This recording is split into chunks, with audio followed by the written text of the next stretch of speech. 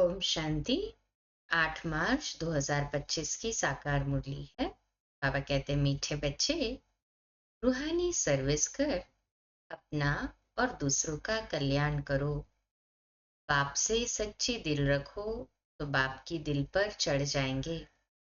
प्रश्न: देही अभिमानी बनने की मेहनत कौन कर सकते हैं?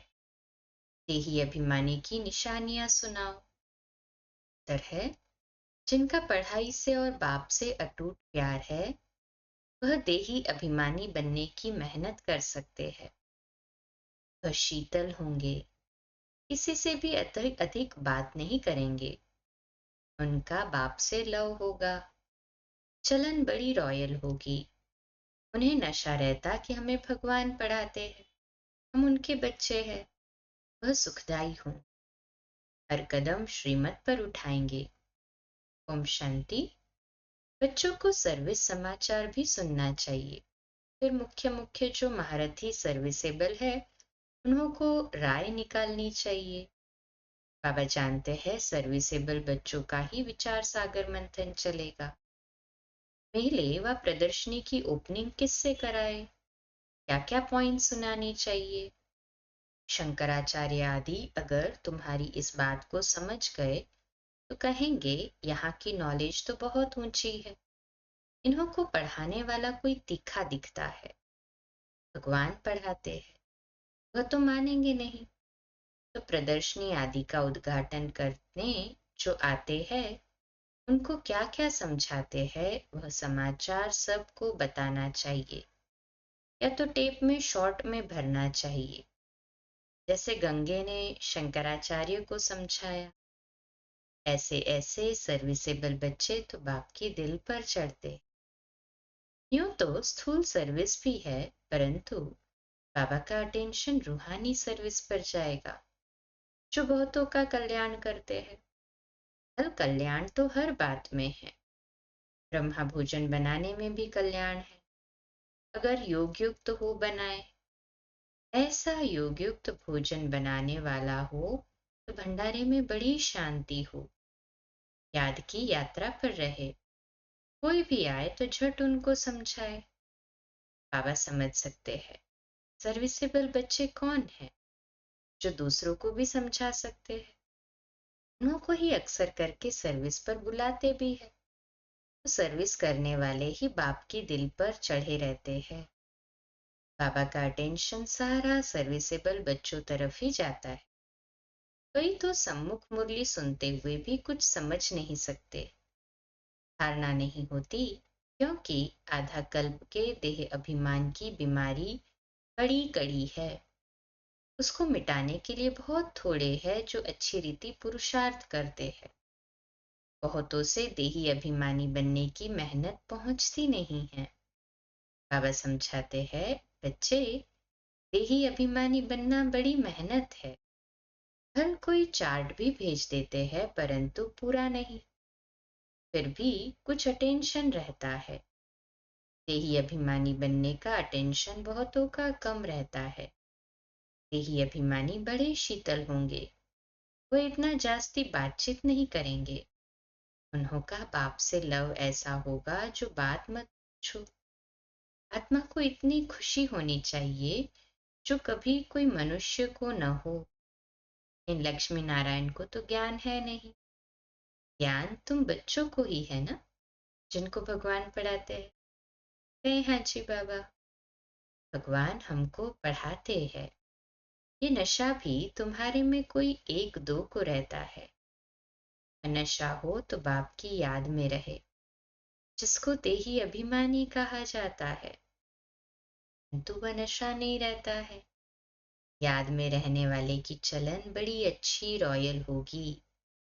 हम भगवान के बच्चे हैं, इसलिए गायन भी है, अतीन्द्रिय सुख गोप गोपियों से पूछो। जो देही अभिमानी हो बाप को याद करते हैं। याद नहीं करते हैं इसलिए शिव बाबा के दिल पर नहीं चढ़ते हैं। शिव बाबा के दिल पर नहीं तो दादा के भी दिल पर नहीं चढ़ सकते। उनके दिल पर होंगे तो जरूर इनके दिल पर भी होंगे। शिव बाबा के दिल पर होंगे तो ब्रह्मा बाबा के भी दिल पर होंगे। बाप हरेक को जानते हैं। बच्चे खुद भी समझते हैं कि हम क्या सर्विस करते हैं। सर्विस का शौक बच्चों में बहुत होना चाहिए। कोई को सेंटर जमाने का भी शौक रहता है, कोई को चित्र बनाने का शौक रहता है।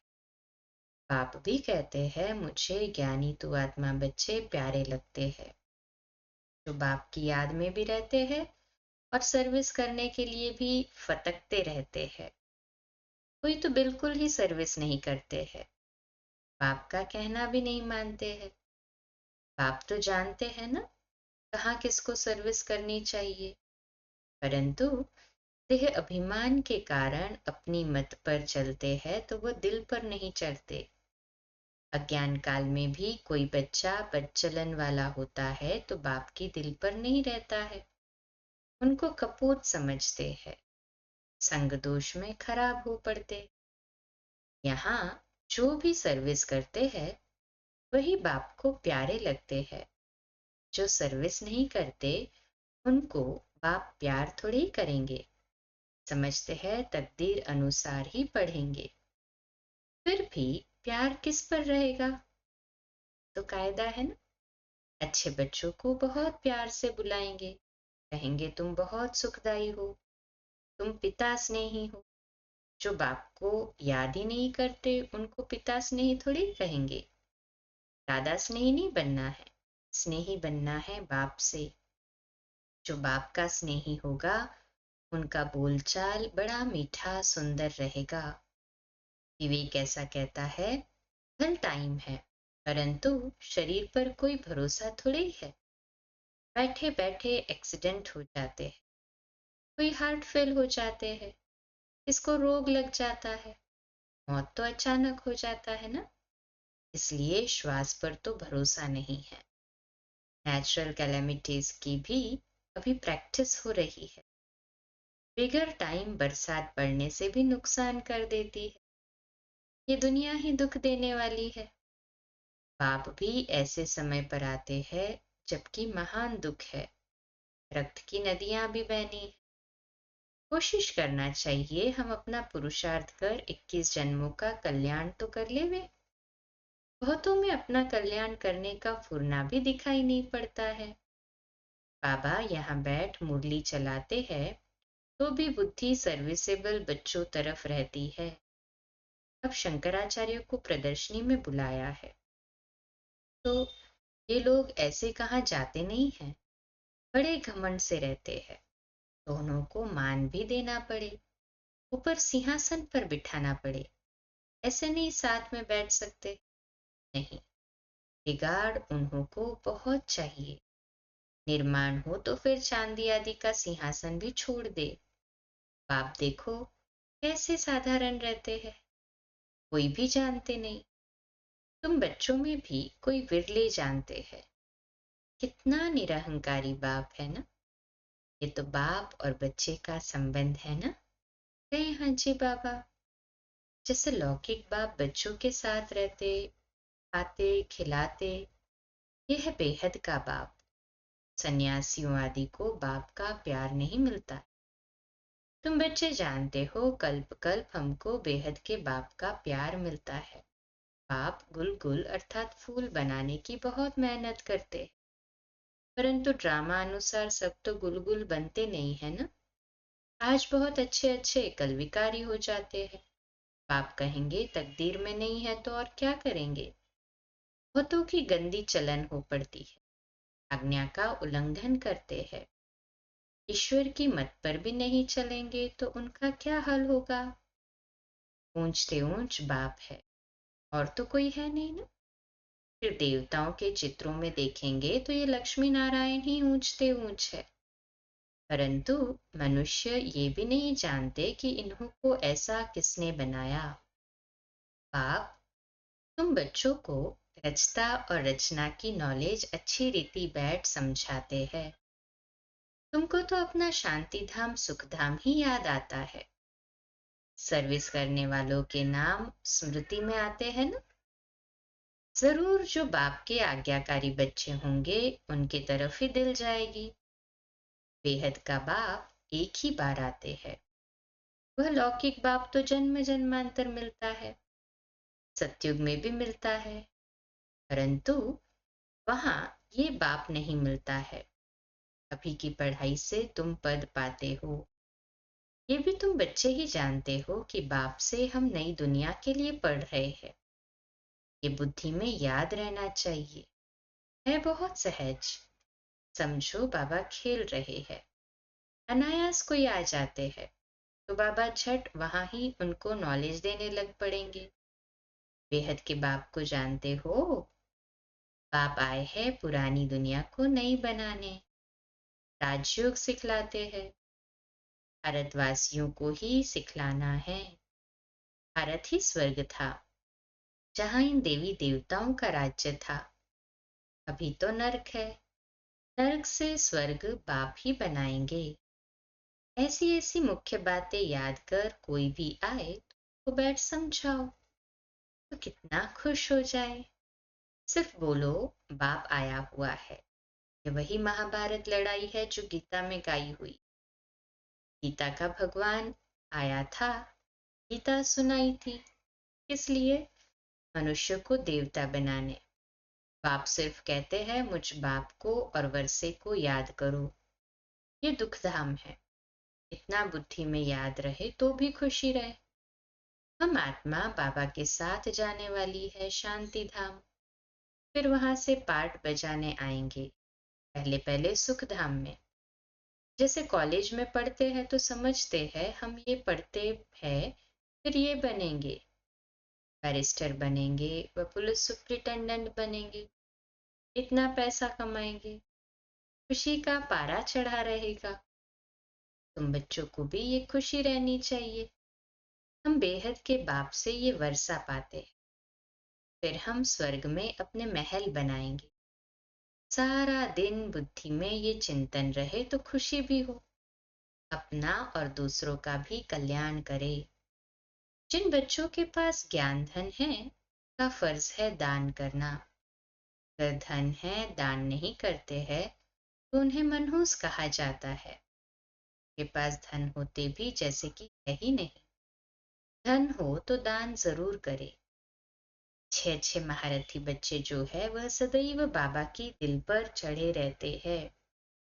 कोई कोई के लिए ख्याल रहता है कि शायद पड़े। सरकमस्टांस ऐसे है, देह का अहंकार बहुत चढ़ा हुआ है। कोई भी समय हाथ छोड़ दे और जाकर अपने घर में रहे। कल मुरली बहुत अच्छी चलाते हैं, परंतु देह अभिमान बहुत है। थोड़ा भी बाबा सावधानी देंगे तो झट टूट पड़ेंगे। नहीं तो गायन है प्यार करो चाहे ठुकराओ। यहाँ बाबा राइट बात करते हैं तो भी गुस्सा चढ़ जाता है। ऐसे ऐसे बच्चे भी हैं। कोई तो अंदर में बहुत शुक्रिया मानते हैं, कोई अंदर जल मरते हैं। माया का देह अभिमान बहुत है।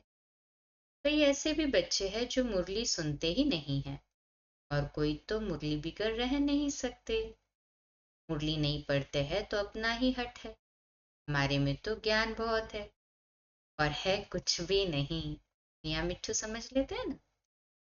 तो जहाँ शंकराचार्य आदि प्रदर्शनी में आते हैं, सर्विस अच्छी होती है, वो समाचार सबको भेजना चाहिए, तो सबको मालूम पड़े कैसे सर्विस हुई, वह भी सीखेंगे। ऐसी ऐसी सर्विस के लिए जिनको ख्यालात आते हैं उनको ही बाबा सर्विसेबल समझेंगे। सर्विस में कभी थकना नहीं चाहिए। ये तो बहुतों का कल्याण करना है ना। बाबा को तो यही होना रहता है, सबको ये नॉलेज मिले, बच्चों की भी उन्नति हो। रोज मुरली में समझाते रहते हैं। ये रूहानी सर्विस है मुख्य। सुनना और सुनाना है, शौक होना चाहिए। बैज लेकर रोज मंदिरों में जाकर समझाओ ये लक्ष्मी नारायण कैसे बने, फिर कहाँ गए, कैसे राज्य भाग्य पाया। मंदिर के दर पर जाकर बैठो। कोई भी आए तो बोलो कि लक्ष्मी नारायण कौन है। कब इनका भारत में राज्य था। हनुमान भी जुत्तियों में जाकर बैठता था ना, उसका भी रहस्य है ना। तरस पड़ता है, सर्विस की युक्तियां बाबा बहुत बतलाते हैं, परंतु अमल में बहुत कोई मुश्किल लाते हैं। सर्विस बहुत है, अंधों की लाठी बनना है। जो सर्विस नहीं करते, बुद्धि साफ नहीं है, तो फिर धारणा नहीं होती है। ये तो सर्विस बहुत सहज है। तुम ये ज्ञान रत्नों का दान करते हो ना? कहे हाँ जी बाबा।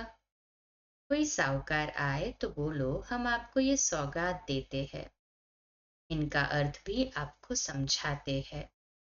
इन बैजेस का बाबा को बहुत कदर है, और किसको इतना कदर नहीं है। इनमें बहुत अच्छा ज्ञान भरा हुआ है, परंतु इसकी तकदीर में नहीं है, तो बाबा भी क्या कर सकते हैं। बाप को और पढ़ाई को छोड़ना, ये तो बड़े से बड़ा आपघात है। पाप का बनकर और फिर फारकती देना, इस जैसा महान पाप कोई होता नहीं। उन जैसा कमबख्त कोई होता नहीं। बच्चों को श्रीमत पर चलना चाहिए ना। तुमको बुद्धि में है हम विश्व के मालिक बनने वाले। कम बात थोड़ी है। याद करेंगे तो खुशी भी रहेगी। याद न रहने से पाप भस्म नहीं होंगे। अडॉप्ट हुए तो खुशी का पारा चढ़ना चाहिए, परंतु माया बहुत विघ्न डालती है, बच्चों को गिरा देती है। जो बाप की श्रीमती नहीं लेते तो वो क्या पद पाएंगे। थोड़ी मत ली तो फिर ऐसे ही हल्का पद पाएंगे। अच्छी रीति मत लेंगे तो ऊंच पद पाएंगे। ये बेहद की राजधानी स्थापन हो रही है। इसमें खर्चे आदि की भी कोई बात नहीं है।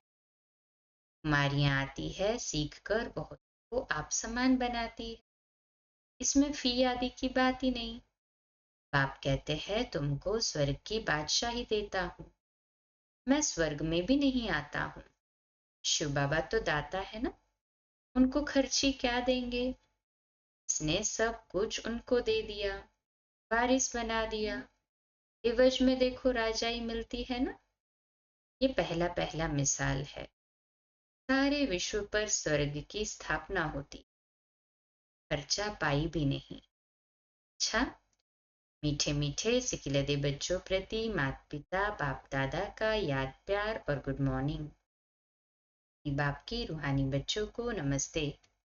हम रूहानी बच्चों की रूहानी माता पिता बाप दादा को याद प्यार, मॉर्निंग और नमस्ते। वाह बाबा वाह, शुक्रिया बाबा, शुक्रिया। धारणा के लिए मुख्य सार है। पहली पॉइंट, पिता स्नेही बनने के लिए बहुत बहुत सुखदाई बनना है। अपना बोलचाल बहुत मीठा रॉयल रखना है। सर्विसेबल बनना है। निरअहंकारी बन सेवा करनी है। दूसरी पॉइंट, पढ़ाई और बाप को छोड़कर कभी आपघाती महापापी नहीं बनना है। मुख्य है रूहानी सर्विस। इस सर्विस में कभी थकना नहीं है। ज्ञान रत्नों का दान करना है। मनहूस नहीं बनना है। आज का वरदान है, सदा निज धाम और निज स्वरूप की स्मृति से उपराम न्यारे प्यारे भव। आज का स्वमान, मैं न्यारी और प्यारी आत्मा हूँ।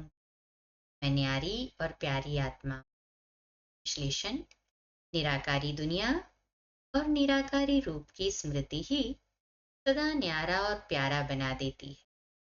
हम हैं ही निराकारी दुनिया के निवासी। यहाँ सेवा अर्थ अवतरित हुए हैं। हम इस मृत्यु लोक के नहीं, लेकिन अवतार है।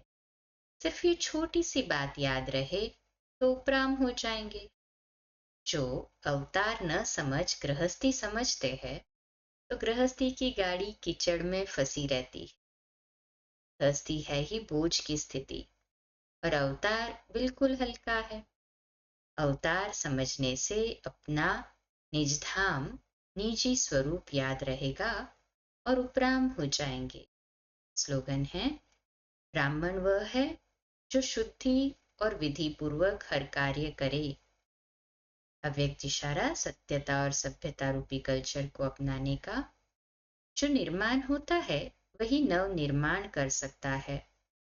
शुभ भावना व शुभ कामना का बीज ही है निमित्त भाव और निर्माण भाव। पद का मान नहीं, लेकिन निर्माण। अब अपने जीवन में सत्यता और सभ्यता के संस्कार धारण करो। यदि न चाहते हुए भी कभी क्रोध या चिड़चिड़ापन आ जाए तो दिल से कहो मीठा बाबा, तो एक्स्ट्रा मदद मिल जाएगी। अच्छा, कम बोलो, धीरे बोलो, मीठा बोलो, सत्य बोलो, सोच समझ कर बोलो। निमित्त भाव, निर्माण भाव, निर्मल वाणी। आज का नया दिन आप सभी को मुबारक हो, मुबारक हो, मुबारक हो। शुभ दिवस। ओम शांति।